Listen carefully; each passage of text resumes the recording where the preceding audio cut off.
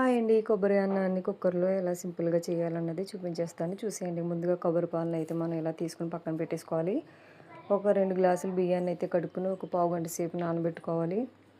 నానబెట్టుకున్న తర్వాత అయితే స్టవ్ ఆన్ చేసుకొని మనం కుక్కర్‌లో అయితే ఆయిల్‌నైతే వేసేసుకొని అందులోకి కావాల్సిన మసాలానైతే మనం యాడ్ చేసుకొని బాగా ఫ్రై చేసుకోవాలి.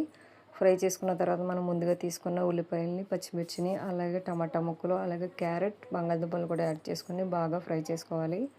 ఫ్రై చేసుకున్న తర్వాత ఒక స్పూన్ మసాలానైతే యాడ్ చేసుకొని 10-15 నిమిషాల పాటు మగ్గనివ్వాలి. మగ్గనిచ్చిన తర్వాత ముందుగా మనం ప్రిపేర్ చేసుకున్న రైస్‌ని అయితే మాత్రం వాటర్ మొత్తం తీసేసి అందులో కొద్ది కొద్దిగా వేసుకుంటూ కలుపుకోవాలి. కలుపుకున్న తర్వాత అయితే మాత్రం ఒక గ్లాస్ రైస్‌కి ఒక 2 గ్లాసులు కొబ్బరి పాలనైతే యాడ్ చేసుకొని టేస్ట్‌కి సరిపడగా కొద్దిగా సాల్ట్‌నైతే యాడ్ చేసుకొని కొత్తిమీరను కూడా యాడ్ చేయాలి. యాడ్ చేసిన తర్వాత కుక్కర్ మూతనైతే పెట్టేసి ఒక 2 విజిల్‌నైతే వేయించేసేయాలి.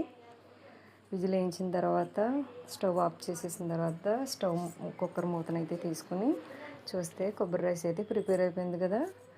నచ్చితే కనుక లైక్ చేయండి, షేర్ చేయండి. Thanks for watching.